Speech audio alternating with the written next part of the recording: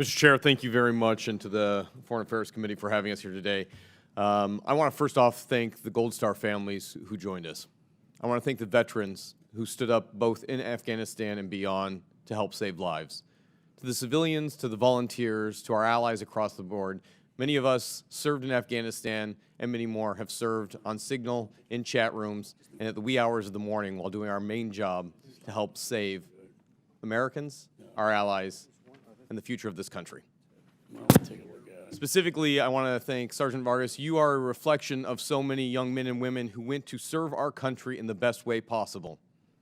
While you manned the post as a sniper, you provided countless hours of overwatch, protecting so many on the ground, including a young man from my district, a Marine, Specialist Deacon Page, who died at Abbey Gate.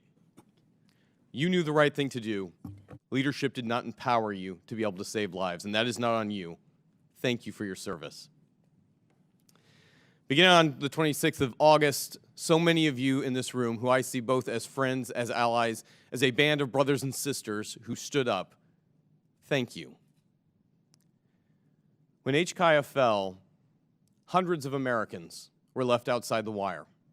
Thousands of our friends and allies who had stood with us for decades, putting their life ahead of ours, jeopardizing what their children and their future looked like to make sure we were able to get on those aircraft and fly out.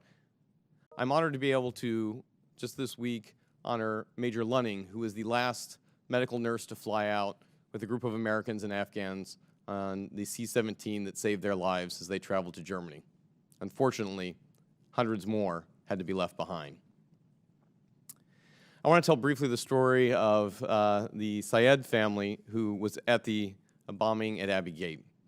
We first came into contact with him. I've done 3 combat tours, flying recon operations over, and our interpreter, who did 9 combat tours with us, was saved and is now a U.S. citizen in my community back home.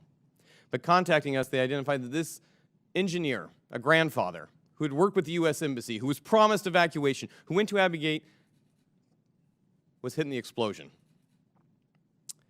Despite the fact that he was mangled, the Taliban approached him and they said, "What did you do for the Americans? Why are you leaving our country?" He said, "I'm an engineer. I help build waterways." What is an engineer? I build a future for our country, for our children. They immediately shot him in the leg and left him for dead in the middle of the street in front of his children. Despite this, Mr. Syed walked across an open battlefield to save his 2 young children and his wife and asked for evacuation. We were working an operation at Mazar Sharif at the time, working with CAM Airways. Members who had never met each other, Americans and folks around the world, formed a group called Task Force Argo. And together we were able to get 5 flights out of Mazar Sharif in the north and save 3,000 Afghan allies and 40 Americans on that first flight of 380.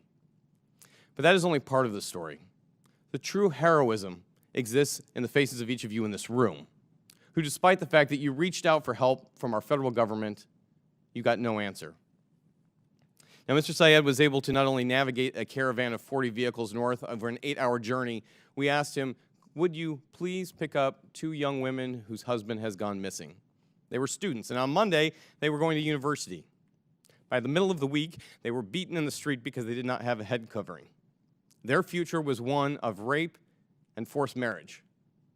But for Mr. Syed, he put them in the back of his Toyota Corolla with his small children, and together they made this journey north. They were stopped multiple times throughout the night by the Taliban, and they were asked time and time again, "Who are these women?" And he would say, "I am their grandfather.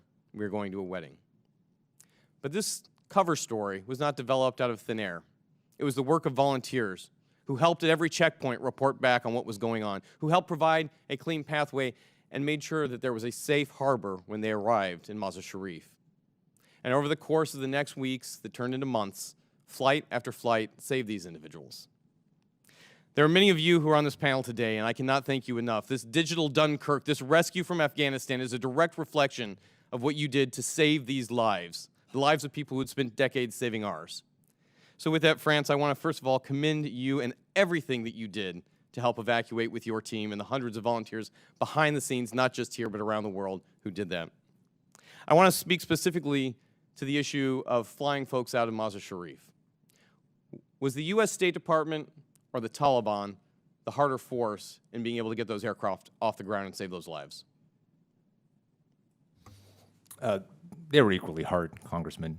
I mean, in both cases, both were operating from a place of confusion, of lack of information, and lack of authority. Literally, both sides of the government coin. Adrian, I'd like to speak to you on with the U.S. government's. Was there ever a single point of contact within State Department that you could reach out to, that you had the ability to, Colonel, to actually have a conversation to seek evacuation? There was not, Congressman, really, that we ever found. What we found that worked very well was Aiden's unit in particular was very responsive and looking to do more, and they had what seemed to be a very good working relationship with State Department at Apron 8 for out-processing. So we really relied on them to do that. We could never figure out how to do that direct engagement. And, France, you talk about a moral obligation that we have. Is there also a national security implication for what has occurred? Congressman, when we left Afghanistan, we not only left behind allies, we left behind our honor. We left behind our credibility. If we want allies to fight alongside us in the future, we need to be credible when we tell them that we're going to stand by them. We need the strategic option of working by, with, and through allies in the future. And without the credibility that comes from standing by the allies in Afghanistan, we're not going to get that cooperation in future fights. And then we're going to have to either choose as a nation to be less effective on the global stage or choose to spend more of America's blood and treasure to achieve the same outcomes. France, thank you. Mr. Chair, my appreciation, because what was our darkest hour in Afghanistan is made better by the actions that each of you took to be able to save lives and chart a better course for our country. We on this panel owe it to you to be able to get answers and truth so this never happens again. With that, Mr. Chair, thank you, and I yield back.